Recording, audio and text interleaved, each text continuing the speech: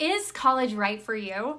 I'm a big fan of continuing your education, but college isn't the right option for everybody, and you don't have to have a college degree to be incredibly successful. So let's talk about if college is right for you and how you can figure out what is the best plan for continuing education out of high school. Hey, it's Abby J, your life coach, and today we're talking about how to know if college is the right answer for you after high school.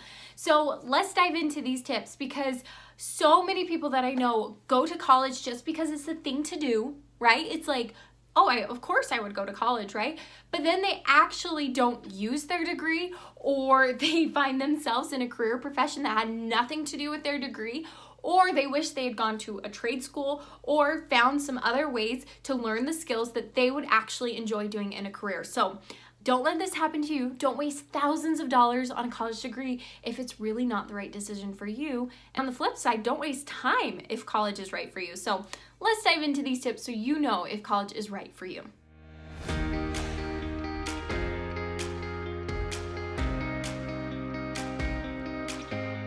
So your girl Abby J, I have a bachelor's degree in communications and advertising, and I've used it. It has blessed my life. It has benefited me in so many ways, and I do not regret at all my college experience because I was smart about it. I got out of school fast, and I got out of school debt-free. I paid for every single cent of my college education, and it didn't break the bank for me. So it was a right decision for me, but guess what? I don't need a college degree for my dream job, which is being a public speaker and a life coach. And so it's so vitally important to know and think about, is college the right decision for you and the career and the work that you want to do in the future? So my first tip for you on figuring out if college is right for you is to list the skills and passions that you already have. So many people do this backwards. They go to college, they think about a degree that sounds great or makes a lot of money, and they know nothing about the actual workforce.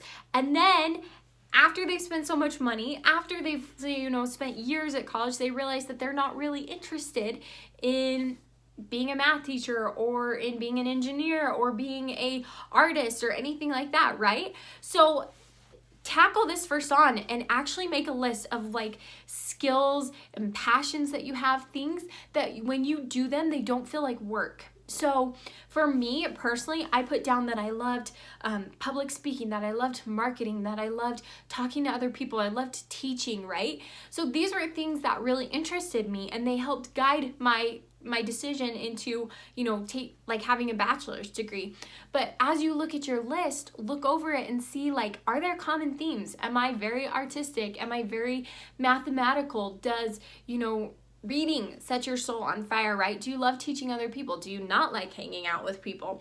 Do you love, can you paint beautiful watercolors? Just list everything that you think is so much fun. A weird thing that I always put on my list was that I love to speak. I love to give talks in church. I loved to present to groups. And other people, that would be their most terrifying thing in the whole world, right? So just list what your passions and skills are. Now that you've got a list of your passions and skills, you are going to want to do the second step, which is to list out any jobs, careers that anytime during your lifetime you were interested in. So, for example, when I was a little girl, I wanted to be a nurse. I wanted to be a baby nurse, precisely. And then when I got a little bit older, I realized that I didn't want to be the nurse, I wanted to be the OBGYN, right? So I wanted to be an OBGYN for 10 years of my life. And then I thought, well, maybe I want to be a writer. And I wanted to be a writer for another 5 years of my life. And then I got into college and I realized, well, maybe I don't want to teach English because that's what everybody told me I had to do if I wanted to be a writer. Maybe I want to be in advertising, right? Or maybe I like marketing. Maybe I like speaking. So write down all of those. So if that was my list, I'd put nurse, I'd put OBGYN, I'd put writer, I'd put teacher, I'd put speaker, I'd put marketer, I'd put, any of these careers. I thought about being a 6th grade teacher for a moment. Did not work out. You can hear about that in a video that I did. I'll put down below for you. Did not work out for me, but just write them all down because it's so important to actually throw out there some jobs that have piqued your interest before. And why that's important is you're able to see if there's any crossover. say, oh yeah, I really wanted to be an OBGYN because I love babies. I love talking to people. I love authority that comes with being a doctor. Okay, let's be real. Like, that's a big part of like job satisfaction of, do I need to be a person that has a lot of authority and power, such as like a lawyer, a CPA, a doctor, a CEO? It's okay to know that about yourself. It's so vitally important to know that about yourself, because a person who has that personality and loves those kind of skills and loves those kind of jobs would not be happy being somebody that, you know, works in an office all day and never has interaction with other people, who never really is over people, but they're over like projects, so to say. So write down jobs and see if there's any crossover on some of the skills that you have like highlighted for yourself. Now that you've got a list of passions and a list of jobs that have piqued your interest before, or people have told you you'd be really good at, or that you're even interested in, I want you to go next to those jobs, and especially the ones that, you know, had a strong crossover of your skills and passions, and write down next to them how much education it requires to get to that level of job that you want. So doctor, you know, takes a bachelor's degree, and then it takes like 4, 6, 10, 12 years of medical school, right? Or a lawyer takes 3 years of law school on top of your bachelor's. Or, you know, being an artist, you could put possibly get a degree, right? Or you could put like just trade and practice and skills. So start to list out, and you'll start to see, oh, this would be like a trade school that I'd go to if I wanted to be a plumber or electrician. I would need a bachelor's. I'd only need an associate's for this job. I wouldn't need a degree for this one. I'd maybe need to find like a mentor. This is so vitally important in helping you in the next step on figuring out if college is right for you. And that next step on the path to figuring out if college is right for you is to do this 4th tip, which is to like visualize and think about what you want your education path and your young adulthood to look like. So often people go to college for so many other reasons than going to college. They might be experiencing a lot of pressure from like their family to go to college. They might be experiencing a lot of pressure to find somebody up at college. I know that for me, that was a big thing. I remember thinking, if I want to find somebody to marry, then I need to go to BYU, or I need to like go to a different school than what like I originally was thinking. And so what do you want your young adulthood to look like? Do you want to have that college scene and that experience of living on your own? Do you want to be saving money? Do you want to be focused on different priorities? Do you already like believe that you're in the relationship that's gonna last you until you get married to this person, or like in a committed relationship? Do you need to find somebody?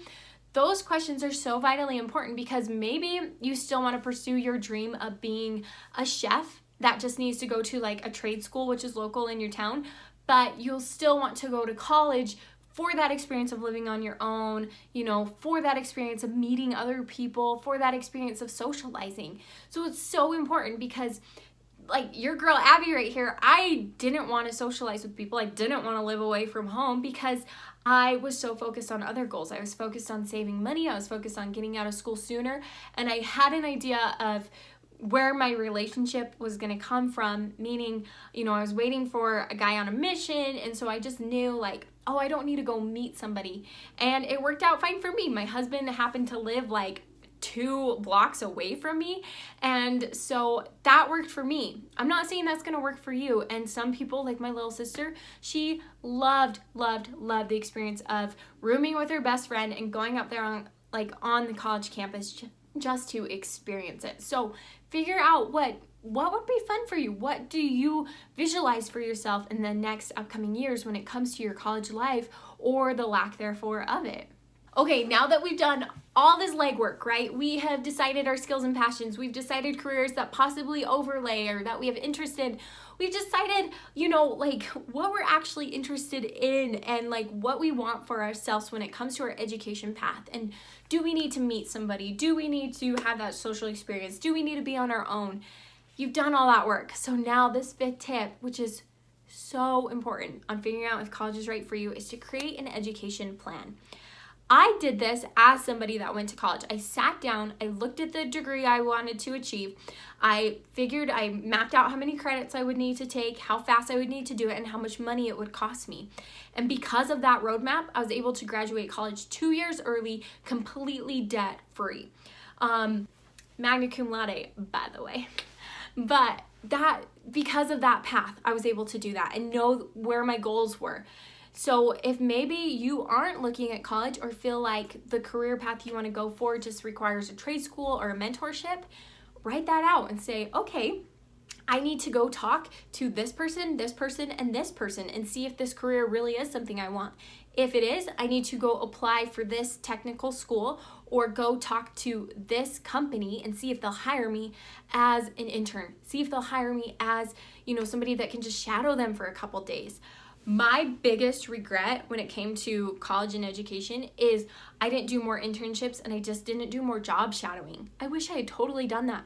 So make your career path the best you can, right? There's always going to be some what ifs in there, but make a career path that if you were to start tomorrow on your path to your dream career, where would you need to go? And that is, my friends, is going to get you to the end goal of figuring out if college is right for you, if a trade school is right for you, if a mentorship, if just going straight into the workforce is right for you.